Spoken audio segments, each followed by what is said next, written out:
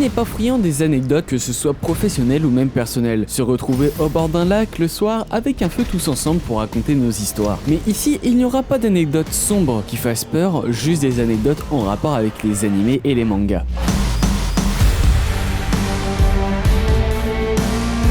En essayant de chercher des informations pourquoi et comment les mangaka ont fait leur manga, je suis tombé sur quelques informations plutôt croustillantes. Bien sûr, en essayant de me démarquer des autres youtubeurs, j'ai cherché des anecdotes sur pas mal d'animés qui sont sortis cette année.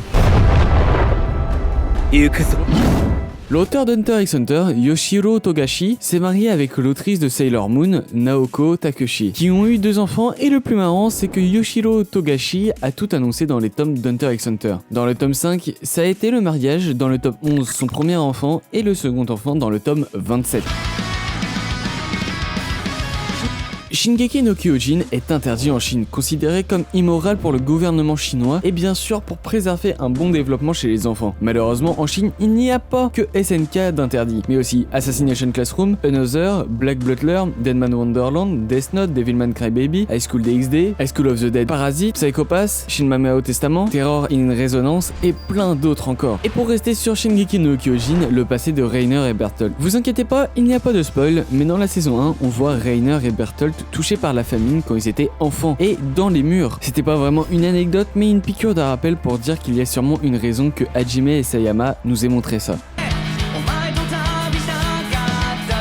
Le mangaka Atsushi Okubo, l'auteur de Fire Force et de Soul Eater, s'est fait plagier Fire Force par Hiroyuki Imaishi avec Promare, qui raconte à peu près la même histoire, celle d'une brigade spéciale qui combat des démons enflammés qui se transforment par combustion spontanée, et aussi que les 2 héros principaux des 2 œuvres ont le même pouvoir. C'est bien pour ça que Atsushi Okubo a dit d'arrêter de parler de ses projets avant qu'ils sortent, que ce soit dans le Jump ou même aux personnes proches de lui.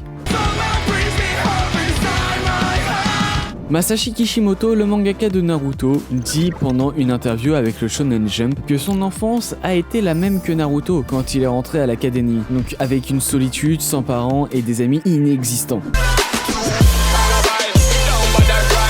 Dans Fullmetal Alchemist, les homonculus ont un symbole placé sur le corps en référence avec leur péché, par exemple celui de glutonie. Avec la gourmandise, son symbole se trouve sur la langue, ou même encore celui de Greed qui est Cupide se situe sur sa main droite étant le symbole de la possession. Par ailleurs, en parlant de Greed, une partie du manga a été censurée en Amérique avec une scène où Greed par la paire se trouvant dans une position semblable à celle de la crucifixion. Donc vu trop religieux pour l'Amérique, il décide de censurer cette partie du tome 8.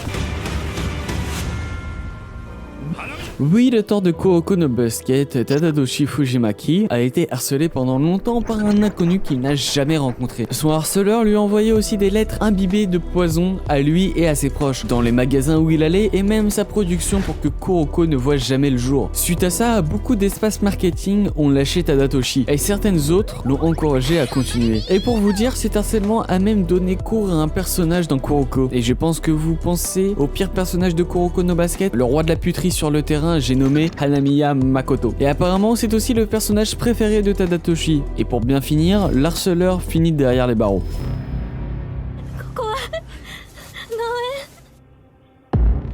Keiyu Shirai, l'auteur de The Promised Neverland, s'est basé sur 3 points de son enfance. Le premier a été un cauchemar assez traumatisant pour lui, où il essayait d'échapper à un monstre qui voulait le manger. Ensuite, en étant grand lecteur de manga, il souhaitait enfin lire une histoire d'évasion qui soit originale et qui ne soit pas en prison. Et la dernière est quand il y avait une adaptation d'un titre du Shonen Jump en animé, il se mettait à la place de l'auteur pour imaginer quelque chose d'autre, pour en fait nous retourner le cerveau et jamais vraiment savoir ce qui se passe dans le manga. Voilà comment The Promised Neverland est né. Voilà, j'espère que ma vidéo vous aura plu, n'hésitez pas à la liker, la commenter et la partager, ce qui me ferait super plaisir, et surtout pour atteindre les 1000 abonnés, mais aussi de me suivre sur les réseaux sociaux, surtout Twitter et Twitch. Oui, je live beaucoup, il faut pas le dire, personne ne vient sur mes lives.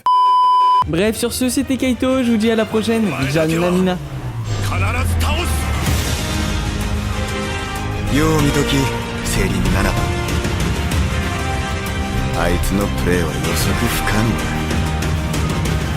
セイリンのゴール下は俺が守る。鉄心の名は伊達じゃないか。